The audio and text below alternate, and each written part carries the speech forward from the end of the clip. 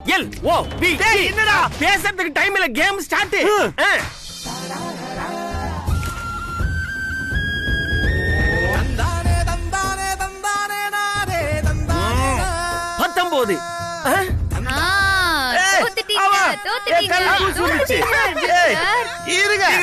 ஐயோ இருங்க, என் கண்ணுல வந்து தூசி விழுந்துருச்சு. வேணா முதல்ல இருந்து ஆரம்பிக்கலாம் வாங்க.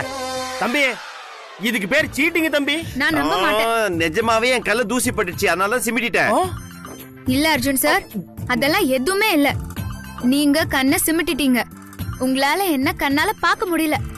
நீங்க தோத்து போயிட்டீங்க சார். உங்க வாய் தான் என்ன வர வேண்டாம்னு சொல்லுது, ஆனா உங்க மனசு சொல்லல. ஏய் என்ன நீ தொட்டு தொட்டு பேசுற? அதெல்லாம் ஒரு மண்ணும் கிடையாது. இத பாரு, என் மனசு என் வாய் எல்லாமே வரவானதான் சொல்லுது. இத பாருங்க அர்ஜுன் சார், சும்மா எதையாவது சொல்லிட்டு அப்புறமா சமாளிக்காதீங்க. நீங்களாவே எப்பவுமே இருங்க. இந்த ஊர்ல இருக்கிறவங்க, ஆபீஸ்ல இருக்கவங்க 1000 பேசுவாங்க. அத பத்தியெல்லாம் நீங்க கவலைப்படாதீங்க சார். இங்க இருக்கிற யார் என்ன சொன்னாலும் அத பத்தியெல்லாம் எனக்கு கவலை இல்ல. நான் ஆபீஸ்க்கு தொடர்ந்து வருவேன், என் வேலையை கண்டினியூ பண்ணுவேன், அவ்வளவுதான். தம்பி வசுந்தரா மேடம் சொல்றது கரெக்ட் தான் எனக்கு தோணுது. உத்தமன் எதுவும் புரியாம பேசுறீங்க உத்தமன். நீங்க நான் எங்க தம்பி பேசுறேன்? இந்த ஏசி ரூம்ல இல்லாத ஒரு தூசிக்கு நன்றி சொல்லிட்டு நாம நம்ம வேலையை பாப்போம். உத்தமன், அந்த ஃபைல்ஸ் எல்லாம் எடுத்துட்டு என் கேபினுக்கு வந்துருங்க. Okay madam. ஏய் ஏய் அடியே வசு, இப்ப எதுக்கு நம்ம வேலை ஆரம்பிக்கணும்னு சொன்னீங்க? இது நாம நம்ம வேலையை ஆரம்பிக்கணும்னு சொன்னேன் தம்பி.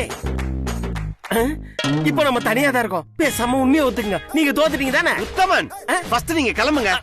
சவுண்ட் விட்டே காரியத்தை சாதிக்கிறது.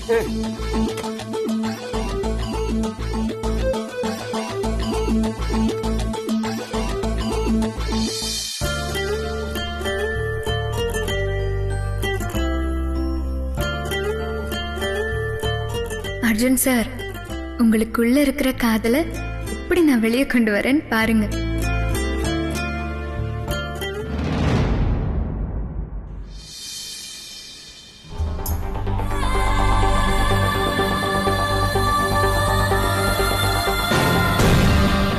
ஏன் மம்மி, இவ்ளோ பெரிய ஊர்ல எப்படி மம்மி அந்த பொண்ணை கண்டுபிடிக்கிறது? அதெல்லாம் யோசிக்காமல கிளம்பி வந்திருப்பேன். அர்ஜுன மாப்பிள்ளையாக்கிக்கிட்டு அந்த சொத்து முழுசையும் அடையலான்னு நினைச்சா எல்லா சிக்கலுக்கும் வழி கிடைச்சிரும். இத பாரு, இந்த டிராயிங்க வச்சு எப்படி மம்மி கண்டுபிடிப்ப? அர்ஜுனோட ஃப்ரெண்டு ஒருத்தர் பாண்டிச்சேரியில டிஎஸ்பியா இருக்காரு. அவரோட நம்பர் என்கிட்ட இருக்கு. அவர்கிட்ட இந்த போட்டோவை காட்டி நம்ம விவரம் கேட்கலாம். அதான் வசுந்தரா சொன்னாலே அவ ஒரு திருடின்னு. திருடினா கண்டிப்பா போலீஸ் கிட்ட போட்டோ இருக்கும். அத வச்சே அவ எங்க இருக்கான்னு ஈஸியா கண்டுபிடிச்சிருவோம். மம்மி, அவரு அர்ஜுன் மாமா கிட்ட சொல்லிட்டா? சொல்ல மாட்டாரு. நான் பேசுறேன் பாரு.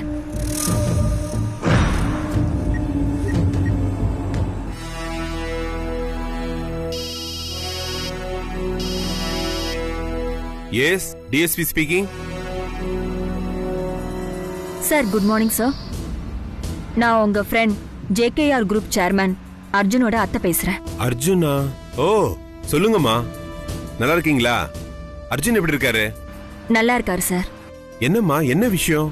பாண்டிச்சேரியில பிக் பாக்கெட் அடிக்கிற ஒரு பொண்ணு, அந்த பொண்ணு எங்க மகளிர் மன்றத்துல இருக்கிற ஒருத்தரோட தூரத்து சொந்தம். அந்த பொண்ணோட அம்மா தவறிட்டாங்க. அத அவகிட்ட சொல்லணும். அவ எங்க இருக்கான்னு தெரியல. அதான் உங்க ஹெல்ப் தேவைப்படுது சார். அந்த பொண்ணோட பேரு போட்டோ ஏதாவது இருக்கா? இருக்கு சார். சரி, நான் ஒரு நம்பர் அனுப்புறேன். அவர் கிரைம் பிரான்ச் இன்ஸ்பெக்டர். அவர்கிட்ட பேசிட்டு வாட்ஸ்அப்ல போட்டோ அனுப்புங்க. அந்த பொண்ணு எங்க இருப்பா என்னங்கிற விவரத்தை அவர் உங்களுக்கு சொல்லுவாரு. Thank you sir. கொஞ்சம் சீக்கிரம் இமீடியட்டா அரேஞ்ச் பண்ணி கொடுங்க சார். ஓகே. அர்ஜுனை கேட்டதா சொல்லுங்கம்மா. ஓகே சார், கண்டிப்பா சொல்றேன். Mummy, super mummy.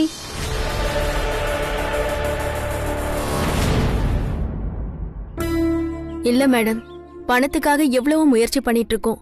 தொகை கொஞ்சம் அதிகமா இருக்கறதால இன்னும் என் கைக்கு கிடைக்கல. இனியா, அவங்க கொடுத்த கெடுவுல இன்னும் 4 நாள் தாமா இருக்கு.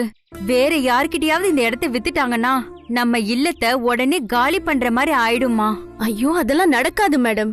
அதுக்குள்ள நிச்சயமா பணத்தை நாங்க மொத்தமா ஏற்பாடு பண்ணிடுறோம். மொத்தமா 25 லட்சம் ஏற்பாடு பண்ண முடியலனாலும் கொஞ்சம் கொஞ்சமா ஏற்பாடு பண்ணிடுறோம். நீங்க ஒண்ணும் கவலைப்படாதீங்க மேடம். இனியா,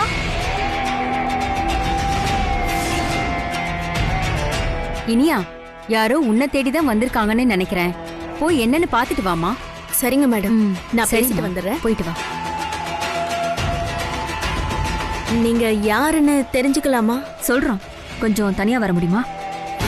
வாங்க மேடம்.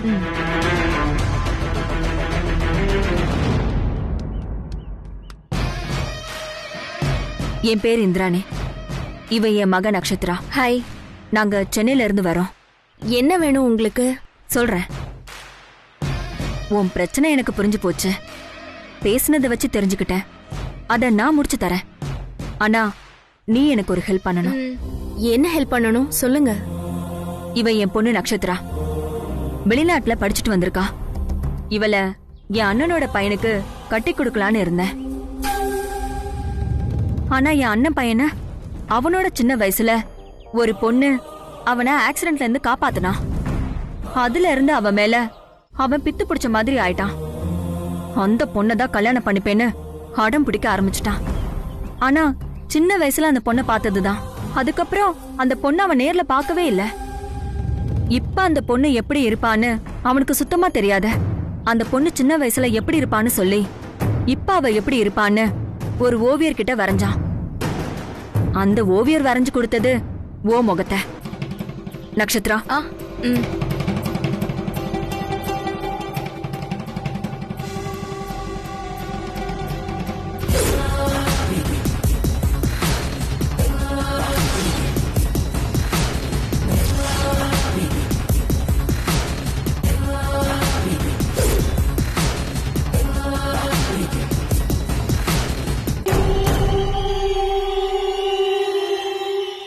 சரி, நான் இப்ப என்ன பண்ணணும்? இப்ப நீ அவன்கிட்ட வந்து சின்ன வயசுல நீங்க பார்த்தது ஒன்னதான்னு சொல்லணும். அவனை காப்பாத்துனது நீதான்னு சொல்லணும். வர வெள்ளிக்கிழமை அவனுக்கு ஒரு பொண்ணோட நிச்சயதார்த்தம் நடக்க போகுது. அப்ப நீ அங்க வந்து ஓவியர் வரைஞ்ச போட்டோல உள்ளது நீதான்னு சொன்னா அந்த நிச்சயதார்த்தம் நின்றும்.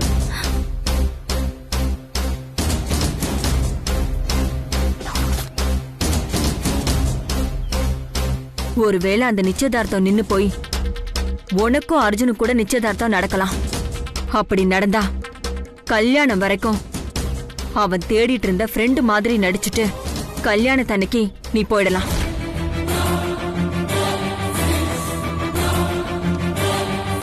அப்புறம் மணமேடைக்கு வந்த கல்யாணம் நிக்க கூடாதுன்னு சொல்லி என் பொண்ணு கழுத்துல தாலி கட்டுற மாதிரி பண்ணிக்கிறோம்.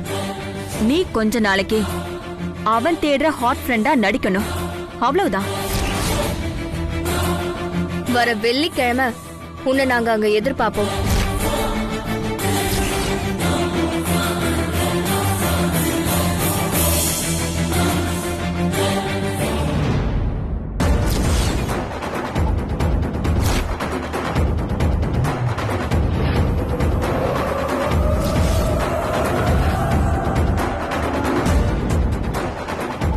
இல்ல, இதுல எனக்கு உடன்பாடு இல்ல.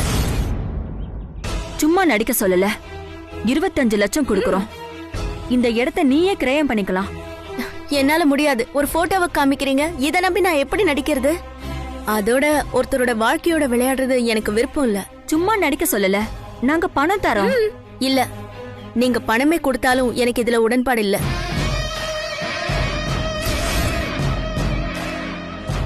ஓகே, பரவாயில்ல. இதை எங்க டொனேஷனா வச்சுக்கோ. இங்க இருக்கிற குழந்தைங்களுக்காக நாங்க கொடுத்ததா இருக்கட்டும். இந்தா வச்சுக்க. நக்ஷத்ரா, இது என்னோட விசிட்டிங் கார்டு. என் பொண்ணோட வாழ்க்கையை காப்பாத்தணும்னு நினைச்சா வர வெள்ளிக்கிழமை வந்துற. நாங்க வரோம்.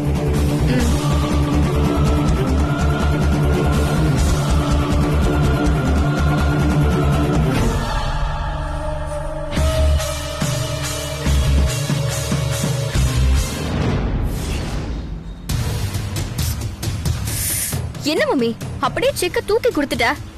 அவளே ஒரு பெரிய ஃப்ராடு. அவளுக்கு எதுக்கு 25 லட்சம் மம்மி? ஒருவேளை அவ வராம போயிட்டா? இத பாரு நச்சு, உனக்கு ஒரு நல்ல வாழ்க்கை கிடைக்குதுன்னா செலவு பண்றதுல தப்பே இல்ல. எப்பேற்பட்ட ஃப்ராடுக்கும் கண்டிப்பா ஒரு வீக்னஸ் இருக்கும். அத தெரிஞ்சுதான் நான் அதுல அடிச்சிருக்கேன். இவ்வளவு மாதிரி ஆளுக்கெல்லாம் கண்டிப்பா ஒரு நன்றி உணர்ச்சி இருக்கும். அவ வெள்ளிக்கிழமை வருவா. ஏன்னா இப்ப அவளுக்கு அவசியம் பணம் தேவை. அவ வரலன்னா கண்டிப்பா வர வைப்பேன். ஏன்னா அவளோட வீக்னஸ் எனக்கு தெரியும்.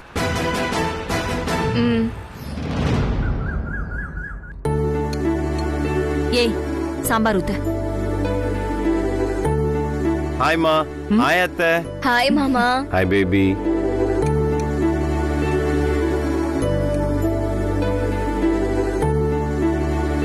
அர்ஜுன், என்னப்பா வந்துட்டு சாப்பிடாம போற?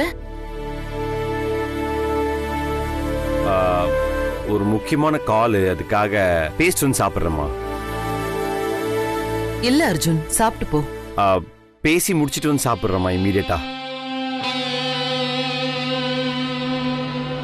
டைமுக்கு சாப்பிடலன்னா ஹெல்த் கெட்டுரும்பா. சாப்பிடு. இல்லம்மா, பிசினஸ் கால்மா. பேஸ்ட் வந்து சாப்பிடுறேன்.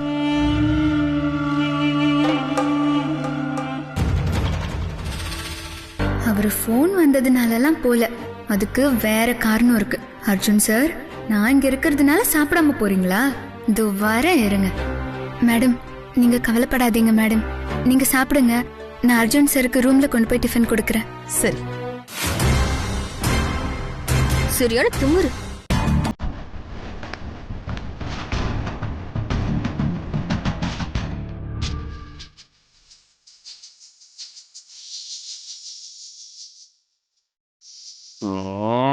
நம்ம எதை தவிர்க்கணும்னு நினைக்கிறோமோ அதே வந்து நிக்குது பார்.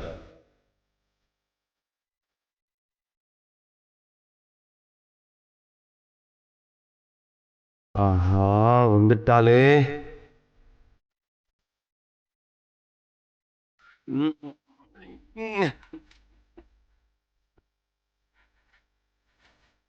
ஓ,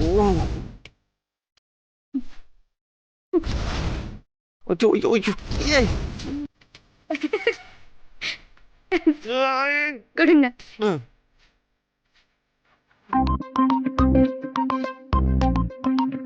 டிவி பார்த்தது போதும், இப்போ இதை சாப்பிடுங்க சார். உனக்கு எப்படி தெரியும்? டிஃபன் சாப்பிடுங்க சார். நீ எதுக்கு என் ரூமுக்குலாம் சாப்பாடு எடுத்துட்டு வர? என்ன சார், நான் உங்க ரூம்குள்ள வந்ததே இல்லாத மாதிரியும் சாப்பாடு கொண்டு வந்து கொடுத்ததே இல்லாத மாதிரியும் சொல்றீங்க. நீங்க பசிக்குதுன்னு சொன்னீங்களாமே, மேடம் சொன்னாங்க. டைனிங் வரைக்கும் வந்துட்டு திரும்ப வந்துட்டீங்கல்ல, அதான் இங்கே டிஃபன் எடுத்துட்டு வந்துட்டேன். சாப்பிடுங்க.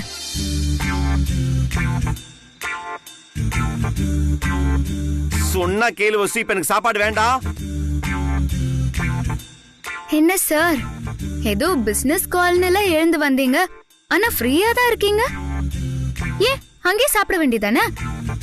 டைனிங் டேபிள் வரைக்கும் வந்துட்டு சாப்பிடாம வந்தா மேடம் ரொம்ப புலம்புவாங்கல்ல. ஏய், எனக்கு இப்ப பசிக்கல. நீ சாப்பாடு எடுத்துட்டு போ. இல்ல சார், நீங்க சாப்பிடுற வரைக்கும் கூடவே இருந்து நான் பார்த்துட்டு தான் போவேன். எனக்கு ஒன்னும் ப்ராப்ளம் இல்ல. நீங்க பசிக்கிறப்ப சாப்பிடுங்க, நான் அது வரைக்கும் வெயிட் பண்றேன். இப்ப என்ன, நான் சாப்பிட்டு நீ கிளம்பிடுவியா? குடு.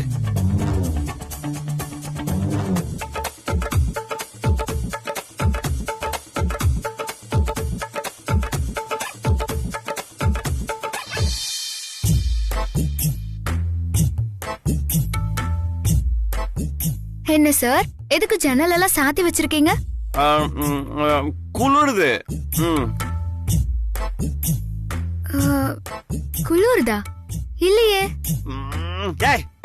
டஸ்ட் நிறைய வருது, அதனால க்ளோஸ் பண்ணி வச்சிருக்கேன். ஆமா சார், உங்களுக்கு தூசி எல்லாம் ஒத்துக்காது, அலர்ஜி இல்ல. நீங்க சாப்பிடுங்க. டேய், சும்மா நோயினையும் பேசாத. சாப்பிட்டா கிளம்பிட்டு சொன்னல, கிளம்பு.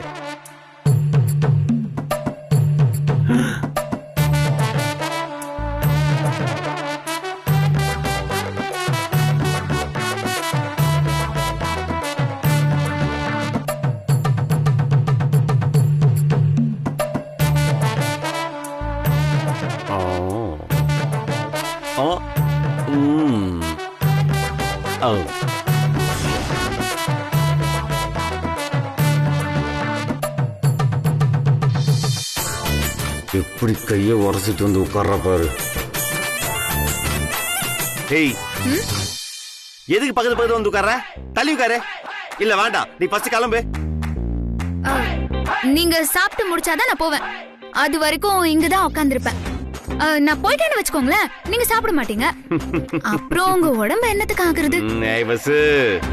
அதெல்லாம் எனக்கு ஒண்ணும் ஆகாது. பல நாள் சாப்பிடாம இருந்திருக்கேன்.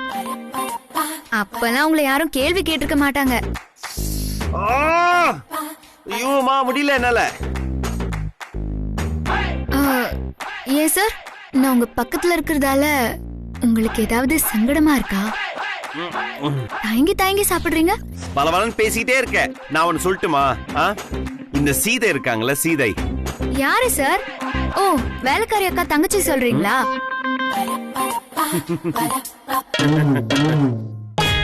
ராமாயணத்துல வருவாங்களே அந்த சீதை.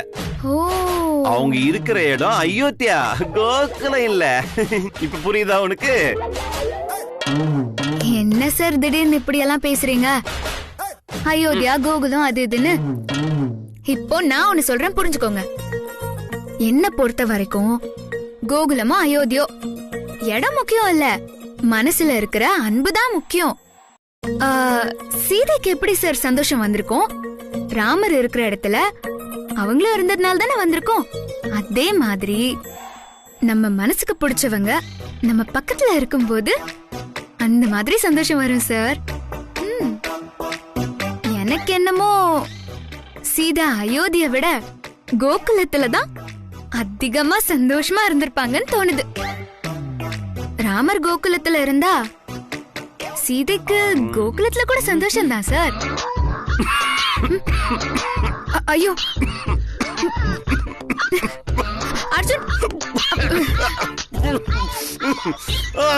இந்தாங்க. இவன் நம்ம கதையை நம்ம கிட்டே திருப்பி விடுறா. ஏய், என்ன அர்ஜுனுங்கற? ஒரே ஏறுனா பேர் சொல்லி தானே சார் கூப்பிடணும்.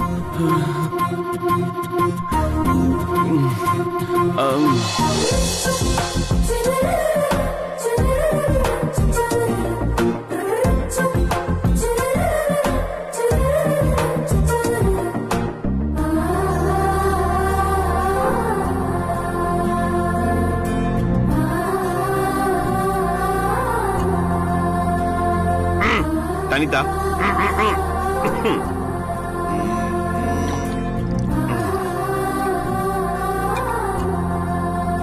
நான் சாப்பிட்டாச்சுல, கிளம்பு.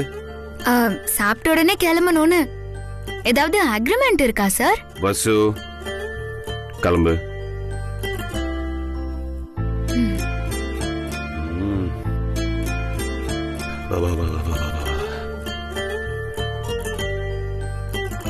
அர்ஜுன் சார், நீங்க கோவப்பட்டா கூட அழகாதான் இருக்கீங்க.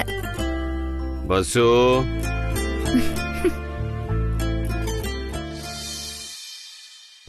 வசு, உன்னுடைய அன்புக்கு நான் என்ன பண்ண போறேன்னே தெரியல. உனக்கு ஒரு நல்ல வாழ்க்கையை அமைச்சு தரணும், அது மட்டும்தான் என் மைண்ட்ல இருக்கு. என்ன தைரியம் உங்களுக்கு? இந்த அநியாயம் பண்றீங்களே, இதுக்கு ஒரு முடிவை கட்டணுமே. இந்த கடையநல்லூர் காந்திமதி யாருன்னு உங்களுக்கு காட்டுறேன். அந்த இளமாறனுக்கு இப்பவே போன் பண்ணி சொல்றேன்.